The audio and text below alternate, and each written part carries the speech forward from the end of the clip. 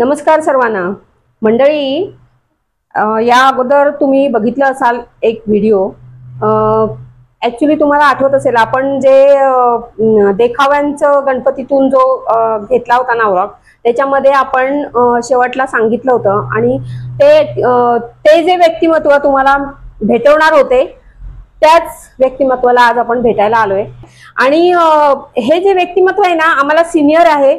आम्ही हे निगडी प्राधिकरण मध्ये राहतो आणि त्यामुळे ह्या एरियामध्ये प्रथम महिलांना एकत्र करून काही थोडासा आपल्या छंदानुसार त्यांचेही छंद मॅच होत होते, त्याच्यामुळे असाच सेम छंदाच्या मैत्रिणी जमा केल्या आणि रसिक साहित्याची त्यांनी सुरुवात केली होती.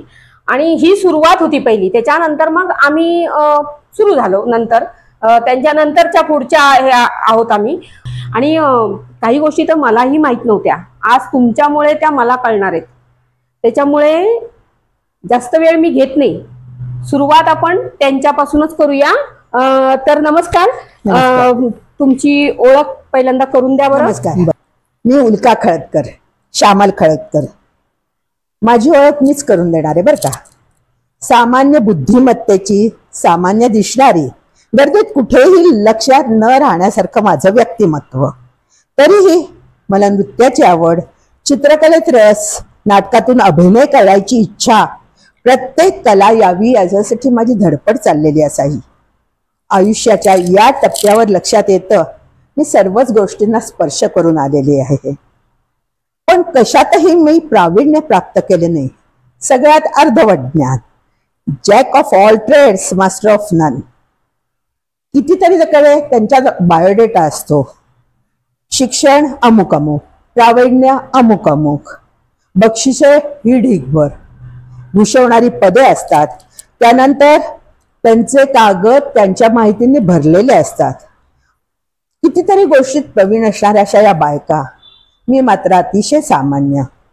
पण प्राप्तेषु 16 वर्षे, त्याच वयात कुणीतरी छेड काढली असतात. चपलेचा प्रसाद देऊन वरती शिवायांची लाखोली वाहिली, तेही 4 चौघात. मग कधीतरी सासरी 4 जणांच्या शिव्याही खाली मान घालून ऐकून घेतल्या. मला कळतच नाही की मी ती खरी का ही खरी. दोन्ही माझीच रूप आहे. आर्किटेक्चर सारखा वेगळा शिक्षणक्रम निवडला, ज्यावेळी 50 मुलांच्यात मी एकटी मुलगी होते. त्यामुळे सामान्य असणारी मी मुलगी म्हणून होणारा त्रास मला भरपूर झाला. खालच्या मानेने मी तो नेटाने सहन करत शिकत राहिले. आणि आता मग पतीच्या इच्छेखातर त्या सगळ्या त्रासाला, 5 वर्षाच्या शिक्षणाला तिलांजली देऊन मी संसाराला लागले. मग मला वाटतं मी ती खरी का ही खरी. मुलं थोडी मोठी झाल्यावर, आपापल्या मार्गाला लागल्यावर मी ठरवलं आता स्वतःचा व्यवसाय करायचा. आणि मग आर्किटेक्चर मधलाच एक भाग, इंटिरियर डेकोरेशन, या व्यवसायाला मी सुरुवात केली. या व्यवसाय साधारण मी 2-2.5 वर्ष नेटाने केला. विविध प्रकारची फर्निचर करून दिली. जवळजवळ 14 सुतार माझ्या हाताखाली होते. अतिशय रममाण झाले होते मी त्या व्यवसायात. आणि मग काय, घरात परत आईची गरज जास्ती होती म्हणून त्या सगळ्यांवर पाणी सोडून मुकाट्याने सणवार, कुळधर्म, लोणची पापड वगैरे करत घरात रमून गेले. तर मग करिअर करणारी ती खरी का संसार करणारी मी खरी, माझी मलाच कधी कळलं नाही. माती जपताना कुठेतरी मी कमी पडले आणि सख्खी अशी नाती मात्र दुरावली. ती नाती वेगवेगळ्या मैत्रिणीत मात्र मी शोधत राहिले. खूप मोठा मित्रपरिवार झाला. कुणाची काकू, कुणाची मावशी, तर कुणाची आत्या.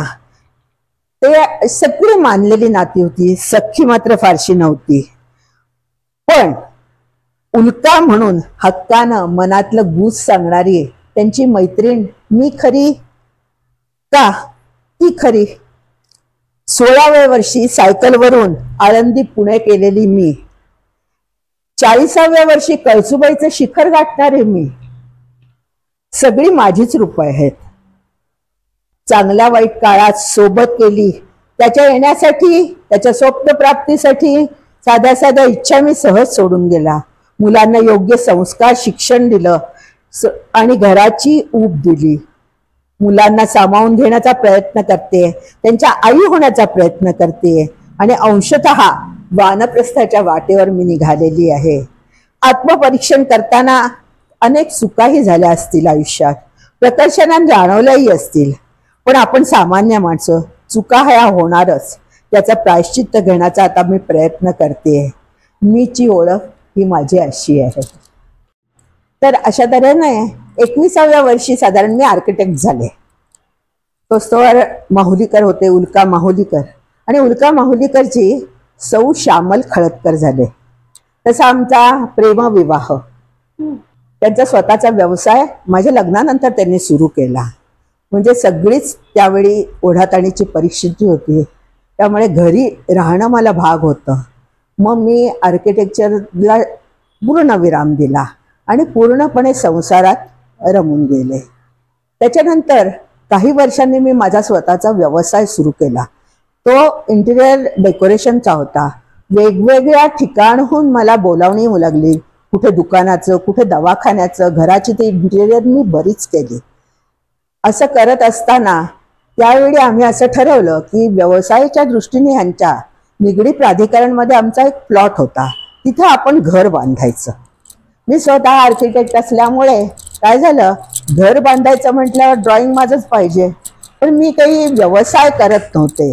त्यामुळे जरी मी प्लॅनिंग केलं तरी ते कुणाची तरी अनुमतीनंच ते पुढे जाणार होतं. आम्हाला कॉन्ट्रॅक्टर हा घ्यावा लागणारच होता.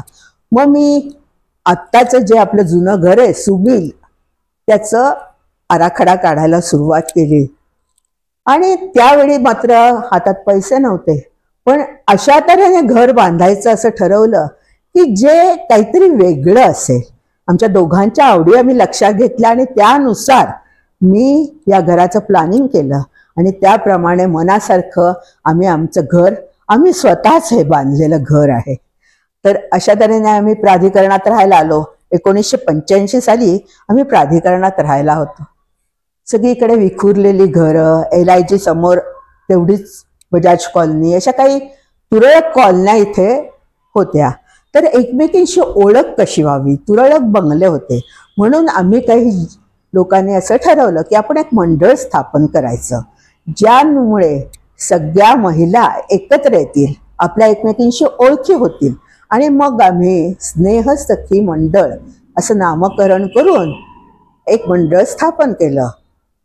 त्यावेळी विजया परळीकर, बजाजचे जे देशमुख, त्यांच्या मिसेस सुशीला देशमुख यांनी पुढाकार घेतला आणि एक तरुण, त्यावेळी मी तरुण होते बरं का, तर तरुण रक्त म्हणून त्यांनी मला पुढे केलं आणि मला त्याचं काय म्हणतात त्यांच्या बरोबर घेतलं. आणि तेव्हापासून ते आम्ही स्नेहसखी मंडळ सुरू केलं. आधी काय 20-25 करता जवळजवळ 150 संख्या पहिलं महिला मंडळ आपण इथलं म्हणूया प्राधिकरणातलं आम्ही सुरू केलं. त्याबरोबर हळूहळू काय होतं, एक सामान्य मी गृहिणी, माझं व्यक्तिमत्व घडत होतं, मी घडवत होते व्यक्तिमत्व. इथे ज्ञानप्रबोधिनी सारखी संस्था होती, तीही नावारूपाला येत होती. त्यांच्याकडे मीटिंग घ्यायला जागा नसे. त्यावेळी माझे पती हे सगळ्यांना मदत करण्यात अगदी तत्पर असत. आमचा हॉल हा बराच मोठा हॉल आहे. तर हॉलमध्ये या ज्ञानप्रबोधिनी सारख्या संस्थेच्या मीटिंग व्हायच्या, विश्व हिंदू परिषद, इतकंच काय की राष्ट्रीय सेवा संघ, जेवढे मोठे मोठे संस्था होत्या त्या लोकांच्या इथे मीटिंग्स व्हायच्या. आणि त्यामुळे काय झालं, त्यात मी आपोआपच गुंतत गेले. मातृमंदिर विश्वस्त संस्था ज्ञानप्रबोधिनीची, त्यातली एक विश्वस्त म्हणून माझी निवड करण्यात आली. आणि मग मात्र एक एक पाऊल पुढे सरकत मी या प्राधिकरणात रमून गेले.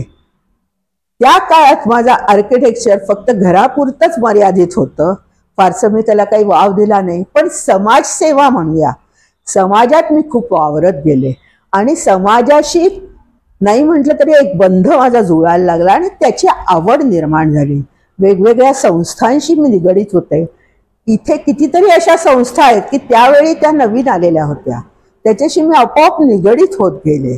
आणि याबरोबर मी वेगवेगळ्या म्हणजे स्नेहसखीच्या माध्यमातून आम्ही वेगवेगळ्या लोकांना इथे बोलवत गेलो. मग ते राजकारणी असू देत, साहित्यिक असू देत, प्रत्येक आपापल्या क्षेत्रातली मोठी मोठी लोक या एवढीशा हॉलमध्ये येऊन आपले या हॉलमध्ये जवळजवळ 50-60 लोक आम्ही बसवत असतो.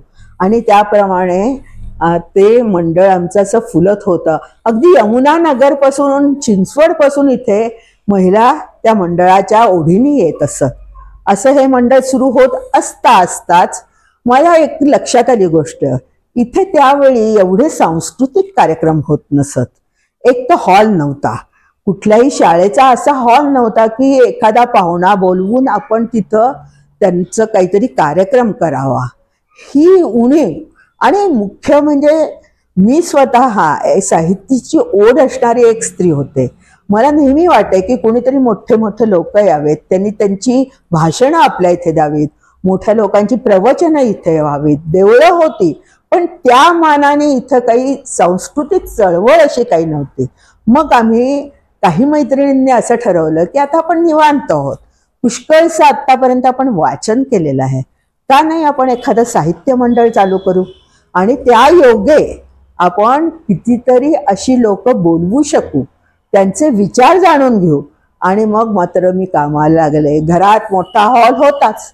पहिली मीटिंग इथं साधारण 22 ते 23 वर्षापूर्वी रसिक साहित्य मंडळाची, केवळ साहित्याला वाहून घेतलेलं मंडळ, अशी मी त्याची स्थापना केली. आणि माझ्या मैत्रिणींनी याच्यात मला साथ दिली. आणि मग हळूहळू साहित्यप्रेमी मंडळी याच्यात गुंतत गेल्या. मोठमोठ्या साहित्यिका, इथल्या स्थानिक साहित्यिकाही याच्यात गुंतत गेल्या. समिताताई टिल्लू म्हणा, रजनी सेठ म्हणा, विनिता ऐनापुरे, अशा कितीतरी साहित्यिका स्वतःहून सदस्य म्हणून आमच्यात आल्या आणि आम्हाला त्यांनी कितीतरी गोष्टी शिकवल्या असं म्हणूया. अशा तऱ्हेनं रसिक साहित्य बहरत गेलं. याबरोबर माझी जी हौस होती, एक दिग्दर्शनाची हौस, नाच शिकवण्याची हौस, नाचाची हौस म्हणा, गाणी तयार करून घेण्याची हौस, ही सगळी मी स्नेहसखीच्या माध्यमातून पुरवत राहिले. स्नेहसखीचं गॅदरिंग म्हणजे अतिशय आम्ही उत्कृष्ट गॅदरिंग करायचो. तेव्हा वेगवेगळे स्किट्स मी लिहिलेले आहेत त्या निमित्ताने. म्हणजे काय होतं, आपल्यात ज्या कला असतात त्या या अंगाने फुलत गेल्या माझ्या. इथे आल्यावर मला पूर्ण मोकळीक मिळाली. आणि ज्ञानप्रबोधिनी सारख्या संस्थेत मी जेव्हा त्यांच्याशी निगडीत झाले तेव्हा मातृमंदिर संस्थेतर्फे ज्या स्पर्धा घेत जाते त्याचे कितीतरी स्पर्धांची मला परीक्षणं करायला मिळाली. वाना अभ्यंकर भाऊ यांच्यासारख्या थोरांचा मला सहवास मिळाला आणि त्याच्यातूनही कितीतरी गोष्टी शिकायला मिळाला. तर अशा तऱ्हेनं या प्राधिकरणात आल्यावर एकेका कलेला वाव मिळत होता. कितीतरी ठिकाणी मी परीक्षक म्हणून जायची, प्रमुख पाहुणे म्हणून जायची. अशा तऱ्हेनं पुढं पुढं वाटचाल करत असताना 40 वर्ष कशी निघून गेली कळलेही नाही. आणि माझ्या आयुष्याला एक ब्रेक आला. 10 वर्षापूर्वी हा ब्रेक आला. तो म्हणजे माझ्या पती अतिशय आजारी पडले. त्यांची बायपास झाली आणि त्याच्यातून ते काही उठलेच नाही. आणि त्या निमित्ताने मी पुण्यात परत राहायला गेले. आणि ह्या सगळ्या गोष्टी मी ज्या करत होते त्या थांबल्या. तिथून मी परत आले. त्याच्यानंतर माझ्या पतींचं निधन झालं. आणि मग अख्खा दिवस काय करायचं, वासून माझ्या पुढे उभा राहायचा. आता काय करायचं, कारण मधले काही महिने मी पूर्णपणे पतींची सेवा, माझ्या पतीची सेवा, त्यांची औषध पाणी, त्यांना खायला प्यायला याच्यातच स्वतःला गुंतवून घेतलं होतं. आणि त्यावेळी मी ही सगळी मंडळं थांबवली. रसिक साहित्य तेवढं चालू ठेवलं होतं, काहीतरी डोक्याला चालना मिळावी म्हणून. बाकी माझ्या सगळ्या ज्या काही ॲक्टिव्हिटीज होत्या त्या मी पूर्णपणे बंद केल्या. आणि पूर्णपणे ह्यांच्या मागे मी लक्ष घातलं. पण मला काही यश आलं नाही. हे यांचं निधन झाल्यावर पूर्ण दिवस मी काय करावं. मुलं काही दिवस राहिली, आपापल्या उद्योगाला निघून गेली. मग 2 घरं आणि मी एवढंच. आता करायचं काय? सकाळपासून मला प्रश्न पडे. त्यावेळी आमच्या दारात बिट्ट्याचं झाड होतं. त्या बिट्ट्याच्या झाडांच्या कळ्या अशा दारात अशा नुसत्या गालीच्या सारख्या पसरलेल्या असायच्या. आमची निर्मल म्हणजे माझी मदतनीस म्हणूया, ती मला एका परडीत भरून एक दिवशी आणून दिले. काकू, या फुलांचं काय करता येईल का? मग माझं डोकं चालू लागलं. कला माझ्यात मुळात होतीच, सौंदर्य दृष्टी होती, त्याचं काय करता येईल? मग बागेत कितीतरी प्रकारची फुलं असत. मग मी त्यातून निरनिराळ्या कलाकृती करायला सुरुवात केली. आपण फुलांच्या रांगोळ्या म्हणूयात. वेगवेगळे गालीचे रोज एक रांगोळी काढत होते. सकाळचा 2-3 तासाचा वेळ त्यात मस्तपैकी माझा जात होता. आणि असा वेळ मी घालवत असताना काही दिवस त्याच्यात गेले. जवळजवळ माझ्या 365च्या वर रांगोळ्या झाल्या. त्याआधी मला माझ्या लेकाने स्मार्टफोन आणून दिला होता.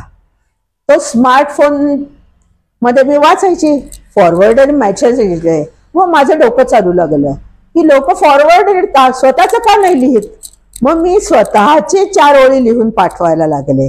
आणि त्यातूनच मग मला अशी कल्पना सुचली की नाही, आपण काहीतरी ह्याच्यातून कलाकृती निर्माण करता येतील का बघू. माझ्या मधल्या लेकाने मला एक ॲप डाउनलोड करून दिलं, फोटो एडिटर, आणि मला एक पेन आणून दिलं. त्या मोबाईलच्या स्क्रीनवर, त्या एवढ्याशा स्क्रीनवर कसा चित्र काढता येतील ते मला दाखवलं. मुळात माझी चित्रकला बऱ्यापैकी होती. आणि मग मला तो नादच लागला. रोज मी रात्री मला झोप येत नसे, तर रात्री मी जागून एक मोबाईल पेंटिंग तयार करायची आणि सकाळी ते सगळ्यांना शुभप्रभात म्हणून पाठवून द्यायची. अशी माझी कितीतरी तुम्हाला सांगते पेंटिंग झाली. जवळजवळ 300-350 पेंटिंग झाले. आणि माझं काय आहे, एकच एक गोष्ट करत गेलं की मला त्याचा कंटाळा येत जातो. मग आता काय, परत आता प्रश्न आलाच की आता पुढे काय करायचं. रसिक साहित्य हाताशीच होतं, चातुर्मास आलेला होता.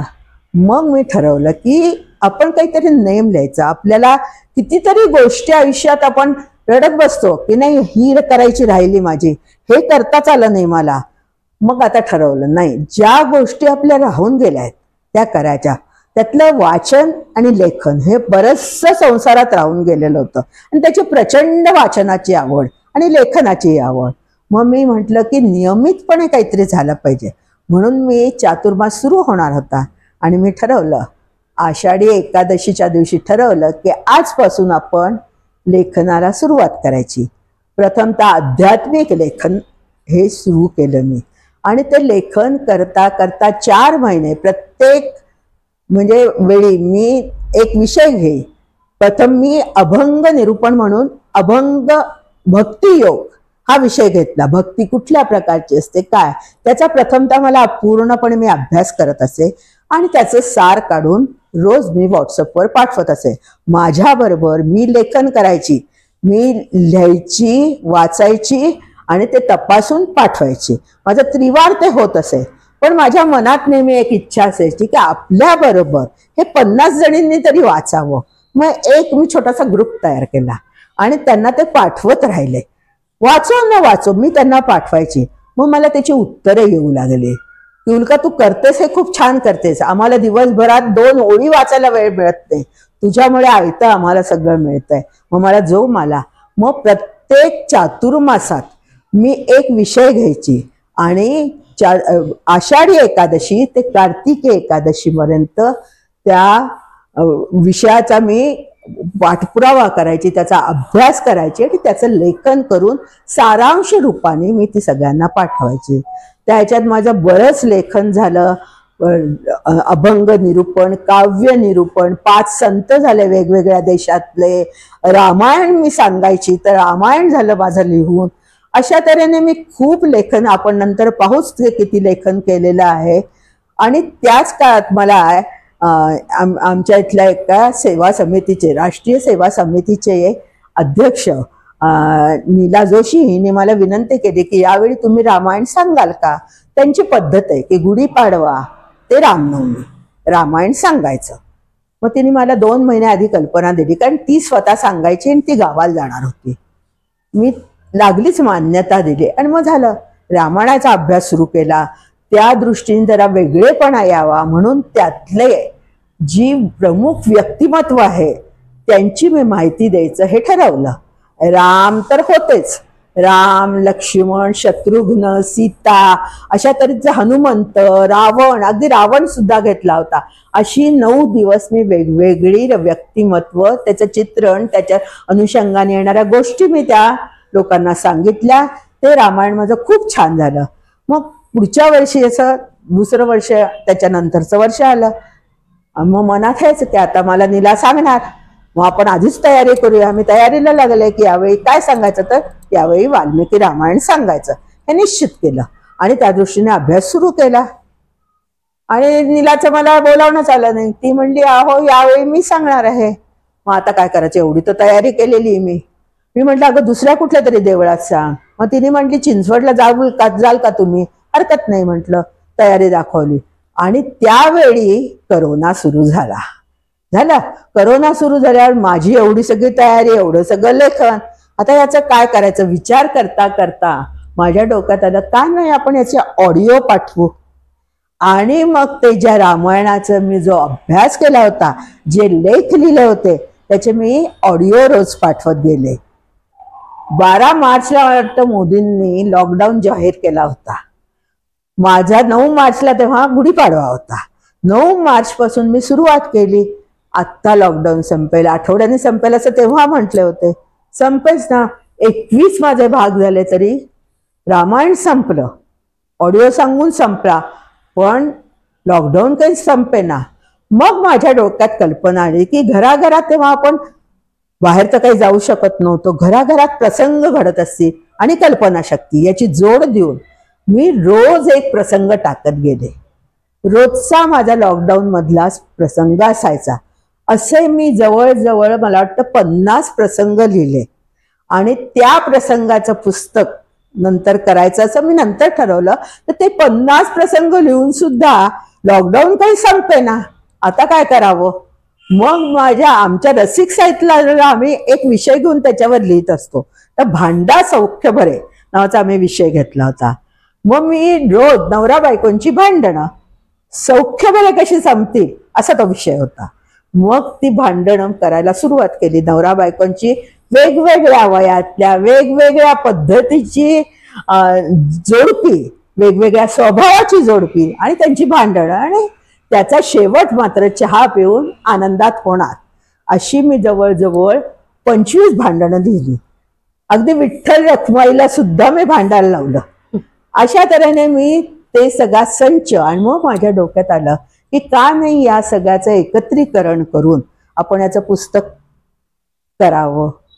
आणि मग मात्र त्याने मनाने अगदी ठाम धरलं की याचं प्रकाशन करायचं. मग घर बसूनच त्या काळात मी माझं व्हॉट्सअपवरनं एका प्रकाशकाला मी पाठवत होते. तो त्याच्यातल्या सुधारणा मला विचारत होता. अशी देवाणघेवाण करीत ती पुस्तकं तयार झाली. लॉकडाऊन संपल्यावर त्या पुस्तकांचा गठ्ठा माझ्याकडे आला आणि त्याच्यानंतर मी प्रकाशन केलं त्या पुस्तकाचं, लॉकडाऊन स्पेशल या नावाने.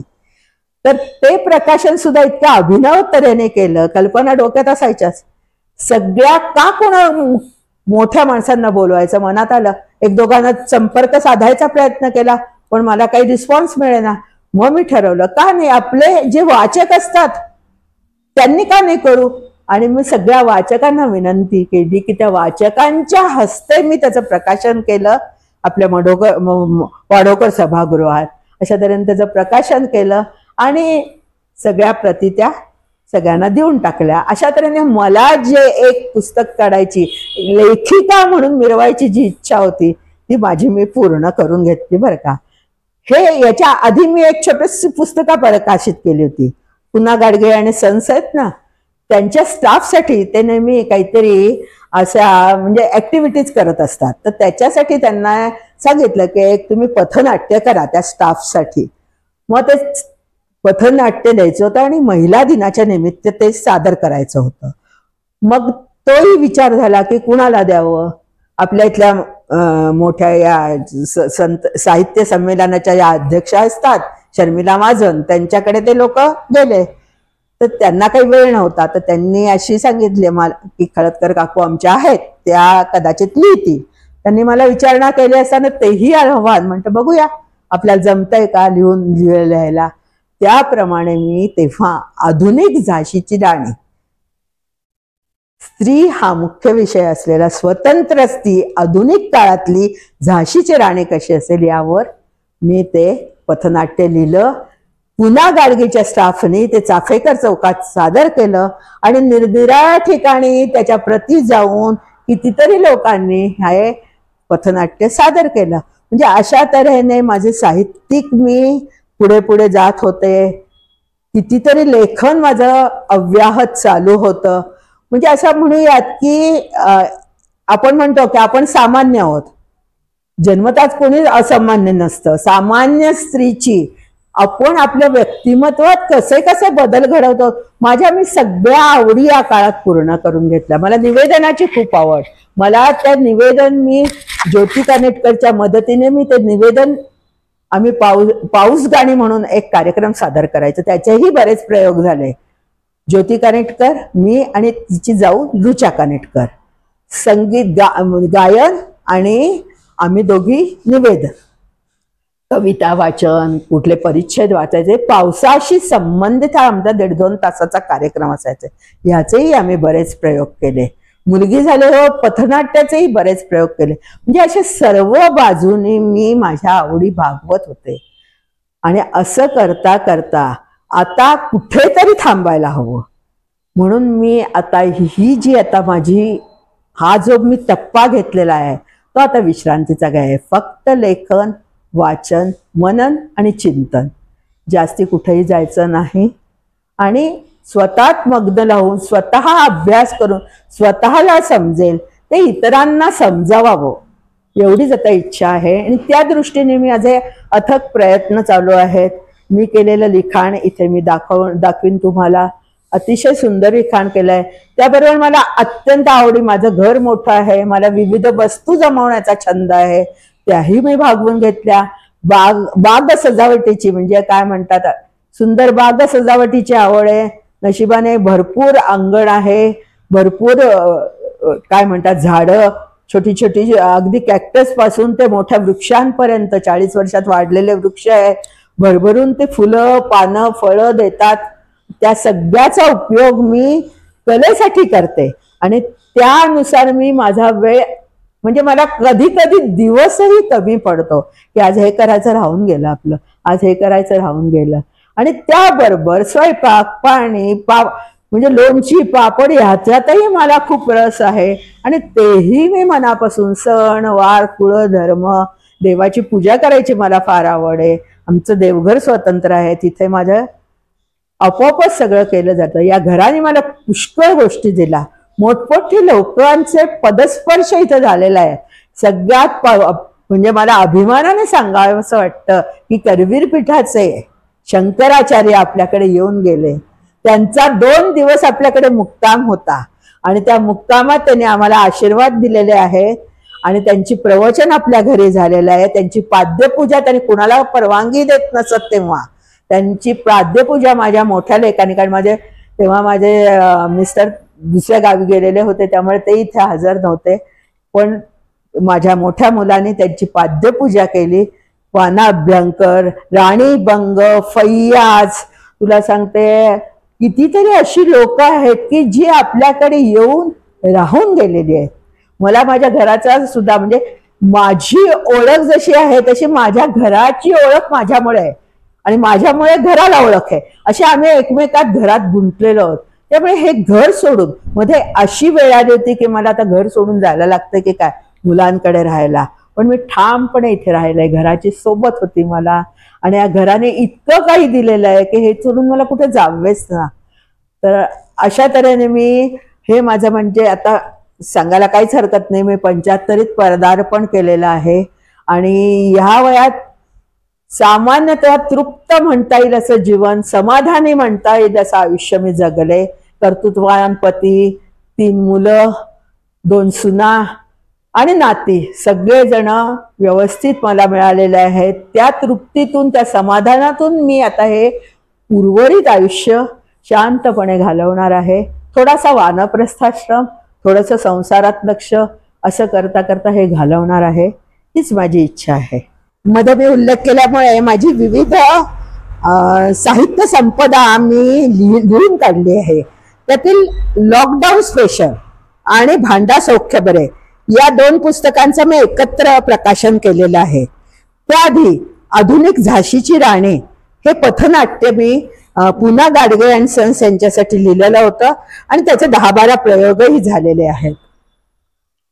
चातुर्मासाचा नेम या निमित्ताने मी भरपूर आध्यात्मिक लेखन केलं.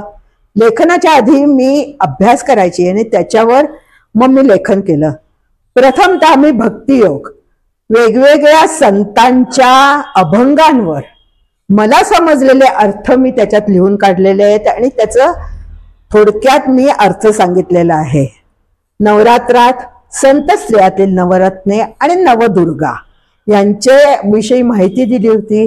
त्याचं हे पुस्तक आहे. एका चातुर्मासात मी अभंग निरूपण करायला घेतलं. आपल्याकडे अनेक संत आणि त्यांचे प्रसिद्ध अभंग हे मी वाचनात होतेच. त्यातले काही अभंग मला समजलेले त्याचे अर्थ असे मी 4 भागात हे लेखन केलेलं आहे. जवळजवळ 80 भागाचं मी निरूपण केलेलं आहे. आपल्याला लहानपणी साधारण 5वी पासून वेगवेगळ्या कविता असतात. त्यावेळी त्याचा अर्थ आपल्याला बाई सांगतात, सर सांगतात, तोच कळत असतो. आता ह्यावेळी आपल्याला तो अर्थ नीटसा समजतो. तर ते काव्य निरूपण केशव सुतांपासून अलीकडचे वैभव जोशी यांच्या कवितांपर्यंत मी येऊन पोचले. गुढीपाडवा ते रामनवमी मी रामायण सांगत असे. गेले 5 वर्ष मी हे काम करते. त्यात गदी माडगुळकरांचा गीत रामायणावर मी स्वतः रामायणाला धरून कथा आणि त्याचा मला समजलेला अर्थ लिहिलेला आहे आणि त्या पुस्तकाला मी नाव दिलेलं आहे राघवशेला.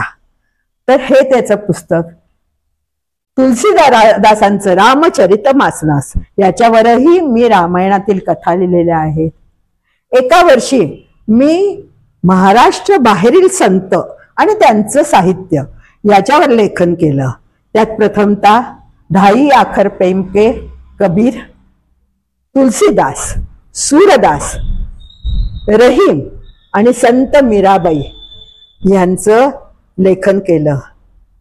लॉकडाऊन स्पेशल हे माझे छोटंसं पुस्तक अशा रूपात आलेलं होतं. सर्वात आवडतं मी गेल्या वर्षी अधिक महिना आलेला होता. त्यावेळी मी भागवताचं सार लिहिलं. माझं अत्यंत आवडतं लेखन हे भागवत, श्रीमद भागवत सार हे आहे. अधिक महिन्यात मी हे दशमस्कंद लिहून काढला. पूर्णपणे श्रीकृष्णाच्या कथा त्याच्यात आहेत. हा दशमस्कंद आणि उरलेलं भागवत हे माझ्या मनात अत्यंत इच्छा आहे की पुढच्या अधिकापर्यंत त्याचं प्रकाशन करावं. परंतु मला ते तपासण्यासाठी योग्य व्यक्ती काही तयार होत नाहीये. जेव्हा मला ते साध्य होईल तेव्हा हे मी श्रीमद भागवत सार मी नक्की प्रसारित करेन. त्यानंतरचं माझं अजून येणारं म्हणजे साहित्य यावर्षी मी गेल्या वर्षीपासूनच म्हणूयात योग वासिष्ठ लिहायला घेतलेलं आहे. त्यातलं वैराग्य प्रकरण आणि मुमुक्ष प्रकरण मी पूर्ण केलं आणि आता पुढच्या वर्षी वेगळं काहीतरी नवीन घेऊन त्याचा मागोवा घेऊन आध्यात्मिक याच्यात वाचन करून लेखन करण्याचा मानस आहे. तुमचा एक बाल्कनीचा पण कोपरा बघूया. मी म्हटलं ना तुमचे म्हणजे घराचा प्रत्येक कोपरा त्यांनी सजवलाय. आता हे जरा आपण बाल्कनी पण बघूया. ही माझ्या घराची बाल्कनी आहे. जसं आपण एक चित्रांचं कोलास तयार करतो तसं मी इथे छोट्या छोट्या झुडपांचा एक कोलास तयार केलाय. प्रत्येक ठिकाणी एखादा काय म्हणतात दृश्य दाखवायचा प्रयत्न केलाय. राधाकृष्ण आहेत कुठं, म्हणजे जास्ती करून माझ्याकडे राधाकृष्णाच्या मूर्ती असल्यामुळे त्याच वेगवेगळ्या झुडपांनी, झाडांनी, छोट्या छोट्या रोपांनी सजवलेल्या आहेत. मोठी बाग तर असतेच. ही करोनाच्या काळात मी माझ्यापुरती ही छोटी बाग केली होती. इथे मी हिंडत असे. ते मिनिएचर गार्डन असतं ना तसं वाटतंय ना. हो हो. आणि इथे बाहुली पण आहे.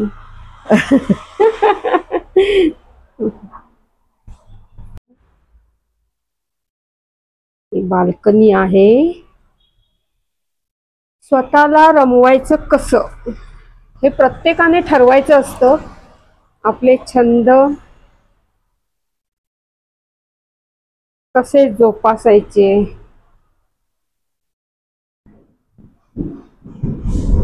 मंडळी, आताच तुम्ही त्यांच्याच शब्दात सगळं ऐकलंय. खूप छान पद्धतीने त्यांनी सांगितलं. कारण हे मला काय असं माहितीये का, एखाद्याला जर बोलता येत नसेल तरच मी बोलते, पण त्या स्वतः सुंदर बोलणार आहेत आणि त्याच्यामुळे मला विचारायची गरजच लागली नाही. त्या छानपैकी बोलत होत्या. मी पण मंत्रमुग्ध होऊन ऐकत होते आणि तुमच्या बरोबर पण काही गोष्टी मी प्रथमच ऐकल्यात, कारण ह्या काही गोष्टी मलाही माहित नव्हत्या. पण त्यांनी जे म्हटलं ना की आता वयाची 75 झालेली आहेत, आता मी कुठेतरी थांबणार आहे, पण आम्ही त्यांना चांगलं ओळखतो. हे व्यक्तिमत्व थांबणारं नाहीये. ते थांबणार आहे असं म्हटलं ना तरी त्यांच्या डोक्यात काहीतरी वेगळ्या आयडिया येत राहणार आणि ते त्या करत राहणार. याची आम्हाला सगळ्यांना पूर्ण खात्री आहे. अगदी त्यांच्या फॅमिली मेंबरना सुद्धा ते सतत काही ना काहीतरी डोक्यात आयडिया येत राहणार, त्या करत राहणार. आता बघा ना, आम्हाला हे खरंच माहिती नव्हतं की यांनी एवढं सगळं रामायण आणि हे वेगळे पैलू ना मला तुमच्या बरोबर आज कळलेत. त्याच्यामुळे हे एक तुम्हाला आता सगळं ऐकायला मिळालं असेल.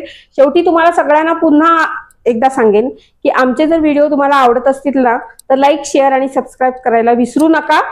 आणि असंच प्रेम तुमचं कायम राहू दे.